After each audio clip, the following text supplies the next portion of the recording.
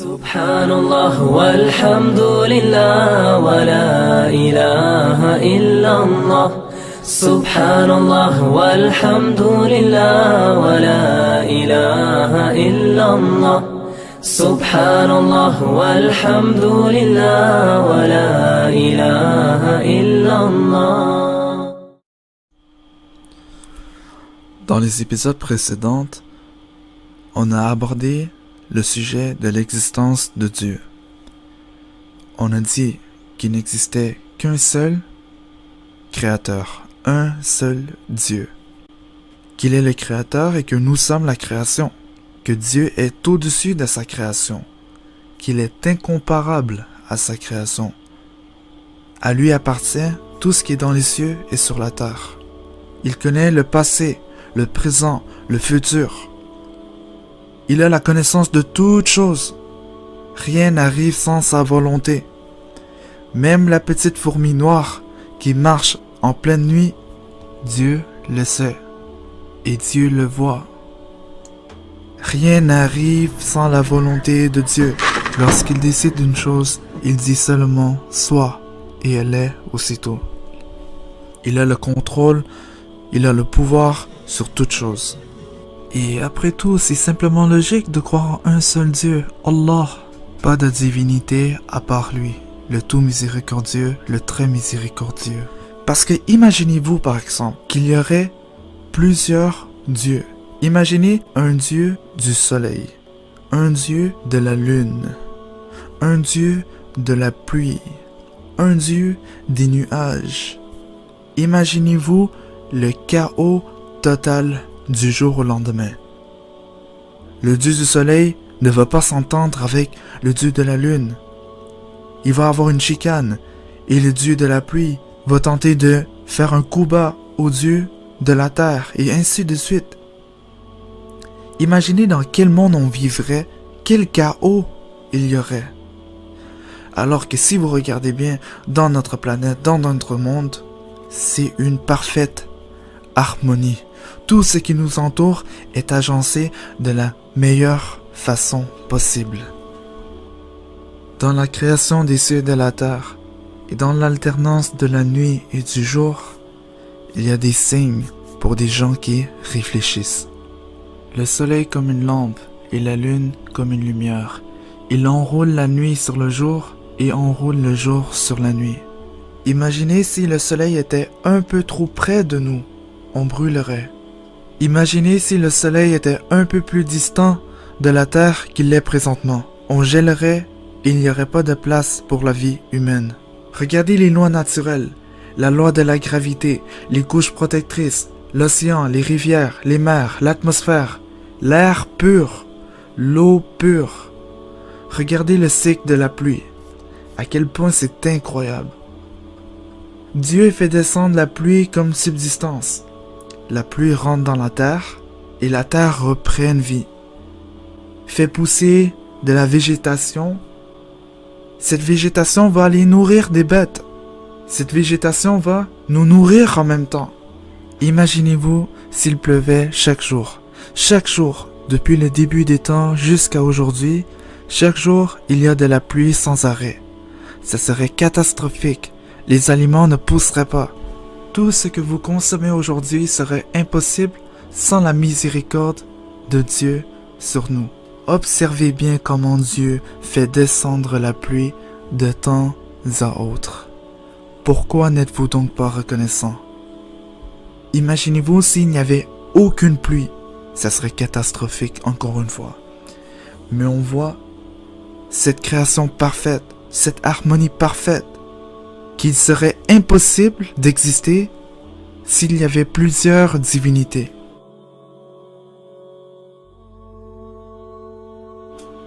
Mais maintenant qu'on comprend que Dieu nous a créés, il doit y avoir un objectif derrière cette création.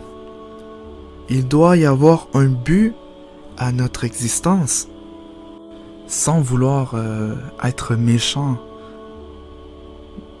Dans le fond, il n'y a pas de mal d'en parler non plus, parce qu'après tout, entre nous, on cherche la vérité.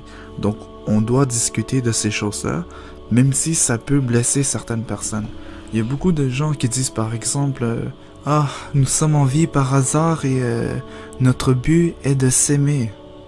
C'est bien beau de s'aimer, mais ça explique pas notre existence. C'est vraiment des gens qui ne parlent que pour parler. Ils n'ont aucune connaissance, ni aucune preuve de ce dont ils avancent.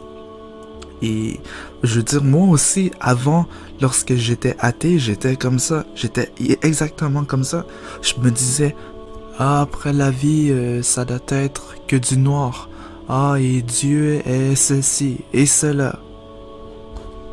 J'avançais plein de choses sans savoir de quoi je parlais. Jusqu'à temps qu'un jour je réalise que, wow, il y a bien un créateur derrière toute cette perfection. Et si le créateur nous a créés, ben il doit y avoir un but. Et ce but doit être logique justement. Regardez comment vous étiez, regardez comment vous êtes devenus. Et malgré qu'on était tous des embryons, on a tous un ADN différent, des formes différentes, des habiletés différentes. Regardez vos mains, regardez vos yeux, regardez votre corps, votre intelligence, vos pensées, vos émotions. Et après ça, vous allez dire, nous sommes nés par hasard, par le temps, par la chance. Nous existons seulement pour profiter de la vie, courir après la popularité, l'acceptation des autres, la course aux richesses, manger, boire, dormir, boire, s'amuser, aller en boîte, et après on meurt. Après tout le monde va aller dans sa tombe. Après toute cette perfection? Bien sûr que non. Bien sûr que non. Cette vie n'est qu'une jouissance trompeuse. Et Dieu nous a créés, nous a mis dans cette vie comme un examen dans lequel il nous éprouve et nous teste.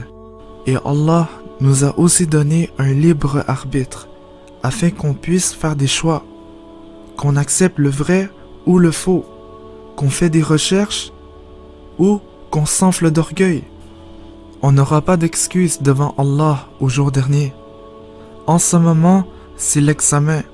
En ce moment, c'est le temps de faire nos preuves. L'au-delà est la vraie vie. Et c'est au jour dernier qu'on va avoir nos résultats. Regardez autour de vous. À moins que vous ne viviez dans une grotte, vous êtes entouré de choses qui ont été fabriquées par des êtres humains. Par exemple, votre chaise vous aide à vous asseoir.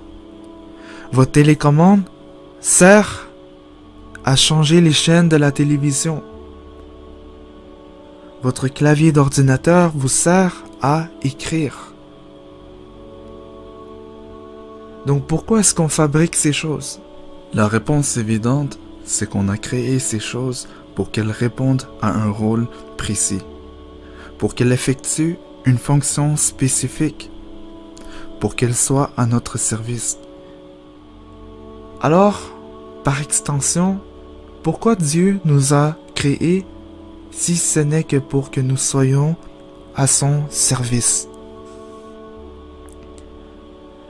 La raison d'être de notre existence est donc de servir Dieu, d'adorer Dieu, de rendre un culte à Dieu, tout en faisant des bonnes actions pour plaire à Dieu, et non pour plaire aux gens.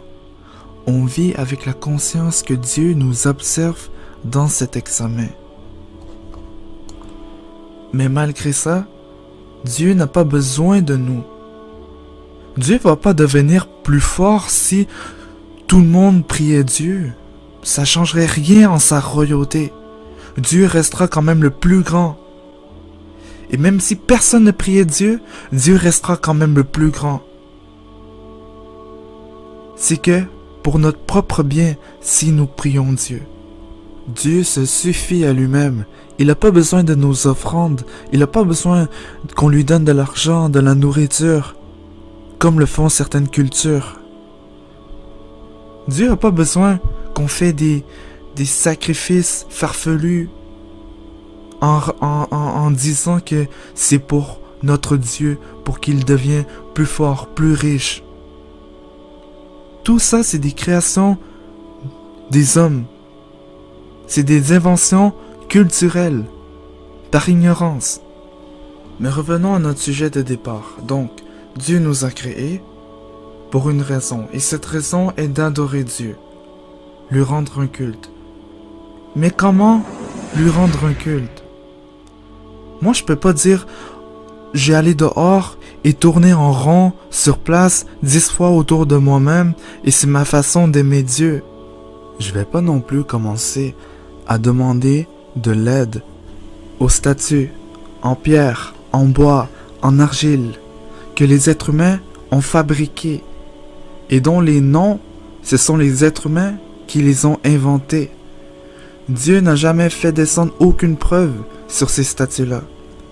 Ce sont les gens qui les ont fabriquées. Et ce sont les gens qui ont donné un caractère divin à ces statues. Je vais pas commencer à faire n'importe quoi sans aucun savoir. Et c'est un peu ça le problème avec des personnes qui parfois disent « J'aime Dieu, mais je ne veux suivre aucun livre religieux, aucun livre, aucun Coran. » On voit qu'ils commencent à faire n'importe quoi en croyant que ça les rapproche de Dieu, en croyant que cela satisfait Dieu, alors qu'en réalité, ils sont en train de s'égarer de plus en plus. Prenez l'exemple suivant. Imaginez que vous avez un examen final en mathématiques. Et durant toute votre session, votre professeur, cours après cours, elle vous a montré comment vous préparer et comment faire des démarches sur votre feuille pour arriver au bon résultat à la fin. Elle vous a montré des trucs, elle vous a montré comment faire les calculs, comment inscrire ces calculs sur la feuille correctement. C'est un peu comme si elle vous avait déjà donné les réponses d'avance. Elle vous a pas laissé seul par vous-même. Elle vous a plutôt donné des directives claires et nettes. Voilà, faites ceci, faites cela. Et si vous faites telle chose, vous allez réussir votre examen. Et rendu à l'examen, vous recevez votre feuille, votre copie, et vous décidez d'écrire n'importe quelle démarche que vous voulez. Vous décidez d'écrire des démarches que vous venez d'inventer, qui n'ont rien à voir avec les démarches du professeur. Et vous remettez votre feuille. Croyez-vous que vous allez réussir? Ou même, vous recevez votre copie et vous remettez la feuille vierge. Vous remettez la feuille blanche avec aucune démarche, aucune réponse, rien du tout. Est-ce que vous allez passer l'examen? Cela répond à la question pour ceux qui disent aimer Dieu, mais n'obéissent pas à Dieu et à ses messagers.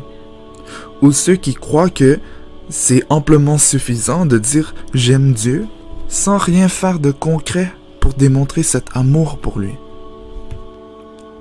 Dieu est le mieux placé pour dire comment on doit le servir. Après tout, c'est lui qui nous a créés. Donc, il nous connaît mieux que nous-mêmes. Et il sait mieux qu'est-ce qui est meilleur à faire. D'où l'importance d'obéir et d'écouter et de suivre ce que Dieu a révélé. Et c'est pour cette raison que Dieu a envoyé des messagers, des prophètes, depuis le début des temps, pour dire à leur peuple comment rendre un culte à Dieu. Par exemple, Adam, Noé, Abraham, Ismaël, Isaac, Jacob, Joseph, Moïse, Salomon, Jésus, et puis Mohammed. Toutes ces personnes qu'on entend, ce sont tous des messagers de Dieu. Ils étaient tous soumis à Dieu. Ils avaient tous le même message. Adorez seulement le Seigneur. Soumettez-vous à lui et suivez-moi. Je suis un messager de Dieu envoyé de sa part comme annonciateur et comme avertisseur, et aussi pour vous montrer comment vivre votre vie de la bonne façon pour laquelle Dieu vous a créé.